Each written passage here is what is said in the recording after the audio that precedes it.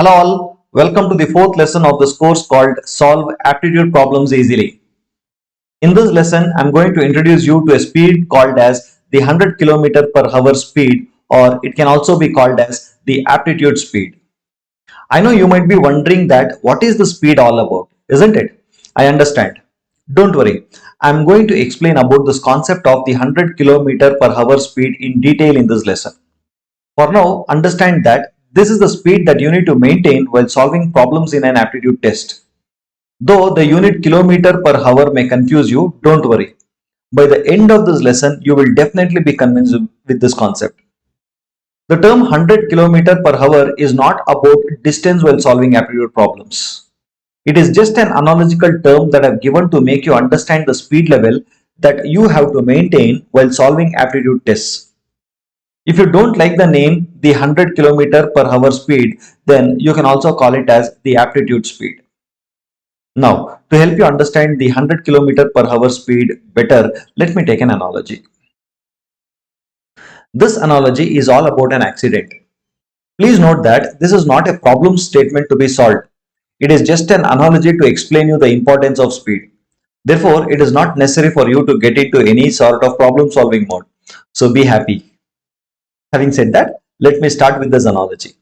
Assume that you were traveling back home from office in your car.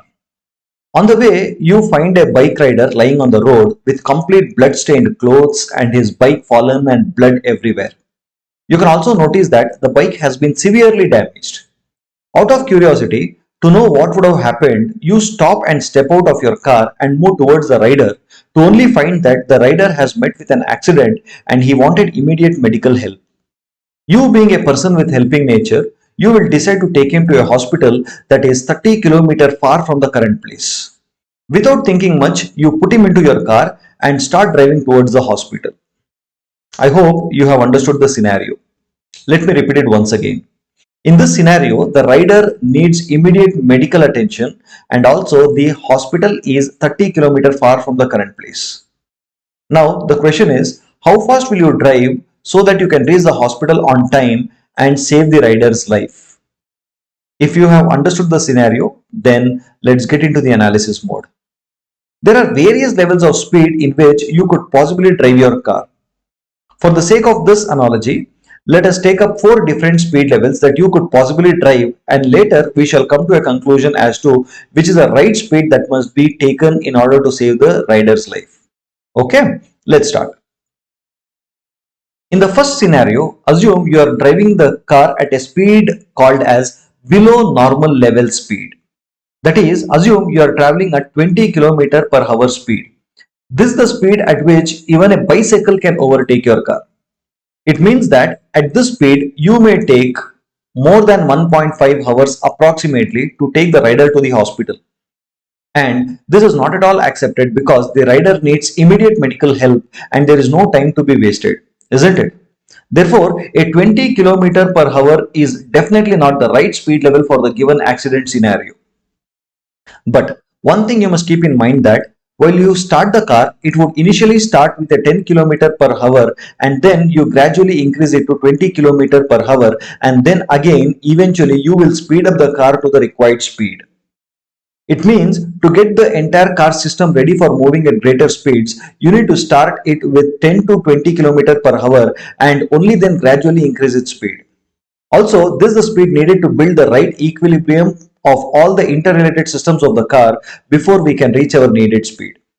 Having said that, we cannot drive our car throughout a 20 km/h speed because, as said earlier, this is a time critical situation where the rider's life has to be saved and we have to reach the hospital as soon as possible. I hope you are understanding what is the point I am trying to convey. Assuming you have understood, now let's move to the next scenario. In the second scenario, assume you are traveling at 60 km/h speed. This is the normal speed at which you generally travel. I call this as the normal level speed.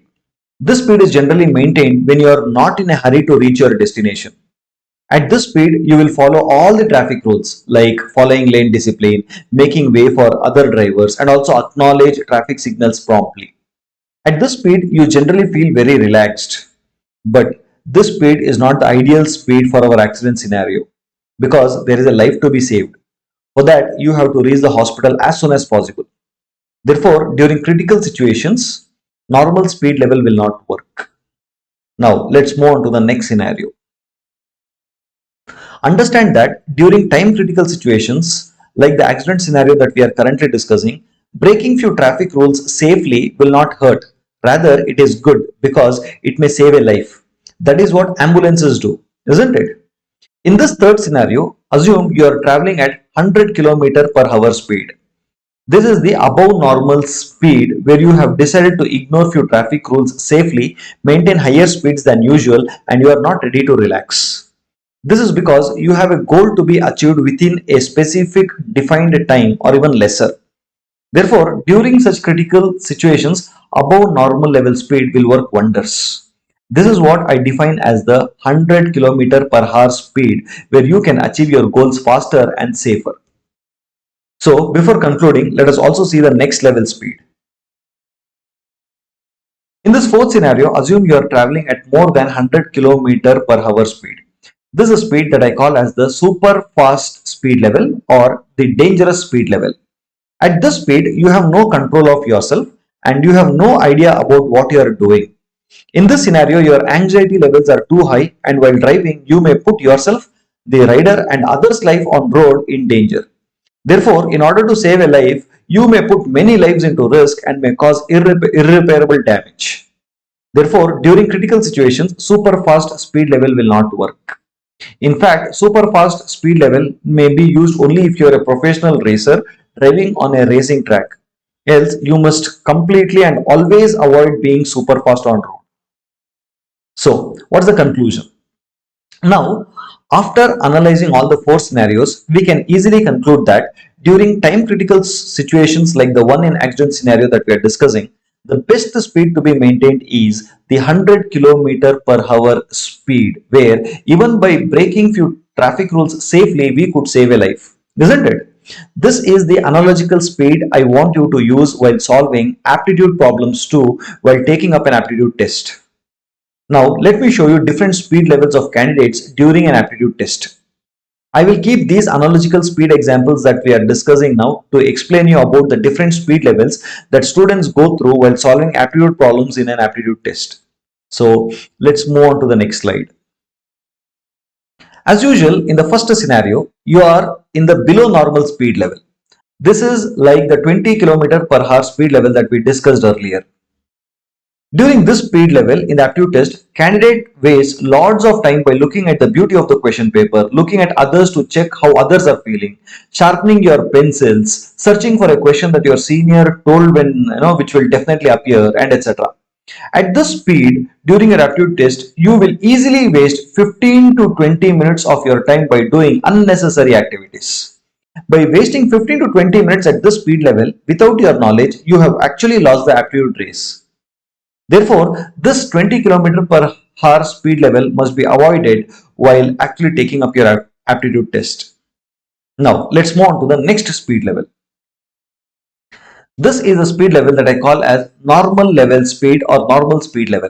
It is equivalent to the 60 km per hour speed level that we discussed earlier in the accident analogy. During your aptitude test, while solving aptitude problems at this speed, you are very much relaxed and you are trying to solve each problem by following all the conventional rules and systematic methodologies or approaches of solving mathematical problems that you had learnt at school. You will solve each problem step by step without focusing on the passing time. The problem with this normal speed level is that though you may be able to solve problem accurately, you may not be able to solve the given problems in the question paper within the specified time. And that is the problem with this speed level. Therefore, you lose the aptitude battle. The idea is not to solve one or two problems correctly. In aptitude test, you have to solve maximum number of problems accurately as well as quickly, for which normal speed level where you use conventional approaches will not work. That is the reason I ask students to avoid this level of speed during aptitude tests. Now, let's get into the next speed level. This is the speed level that I recommend to all my students while solving aptitude problems. I call this speed as the 100 km speed or the aptitude speed. At this speed level, you are not relaxed and not even anxious. Rather, you are in complete control of yourself, and you also know that you have a goal to be achieved within a defined period of time. That is the reason I ask my students during aptitude test to maintain this speed level called as above normal level speed, or the 100 km per hour speed, or it can also be called as the aptitude speed. Therefore, when you are following this speed, you drop all conventional rules for solving a given problem and start applying unconventional methods or lateral thinking methods to solve the problem.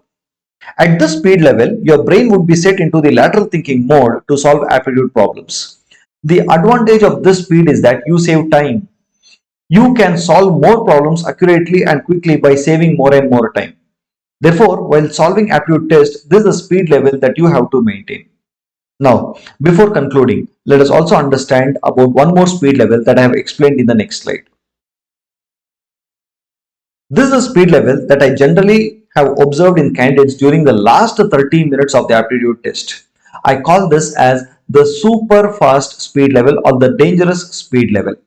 At this speed level, the candidate is very anxious and have no control on himself or herself, because the candidate knows that there is a very little time left and more questions needs to be answered. As a result, at this speed level, candidates will commit silly mistakes while solving the aptitude problems and the whole solution goes wrong. That is the reason I suggest and recommend students not to get into this level while solving aptitude problems during the aptitude tests. In that case, what is the ideal speed for cracking aptitude tests? Let's discuss that in the next slide. The ideal speed for cracking aptitude test is what I analogically call as the 100 km per hour speed, or the aptitude speed. And this must be the speed that you must set in right from the start of the test till the end of the test. In the next slide, I am going to share a very important trick to set you into the speed right from the start of the aptitude test. So listen to me very carefully. The primary reason candidates fail in aptitude test is because they do not maintain the 100 km per hour speed level throughout the test. Let me first discuss about those candidates who fail in an aptitude test. For the sake of this discussion, let us assume that the aptitude test will be of 2 hours, that is 120 minutes. As shown on the slide, during aptitude tests, these candidates waste 15 to 20 minutes by being at below normal speed level. The next 20 to 60 minutes, they are at normal speed level, where they carefully evaluate each and every problem that they are solving. They spend time in cross-verifying their answers again and again. And here, they also waste lots of time at this level of speed. Later, once they get to know that they need to speed up, they get into the above normal speed level, and by the time they reach towards the last 30 minutes, they get into super fast speed level, where they make numerous silly mistakes causing lots of damage to their solution. Whereas candidates who crack their aptitude test are those who maintain a constant speed level right from the start. As shown on the slide, they maintain the 100 km per hour speed level right from the start to the end of the test. This is because they know that they cannot afford to lose time in aptitude test where time is very critical. That is the reason they maintain this 100 km per hour speed level right from the start till the end. And that is the reason they are able to solve more aptitude problems correctly and quickly. Now, the question is how to get into this 100 km per hour speed right from the start, isn't it? So, let me tell you an interesting fact. You cannot get into the 100 km per hour speed level almost abruptly right from the start of the test. Because whenever we start any activity, be it walking, driving, running, or even problem solving, we need to build up the right equilibrium of all the interrelated systems before we can reach our above speed level.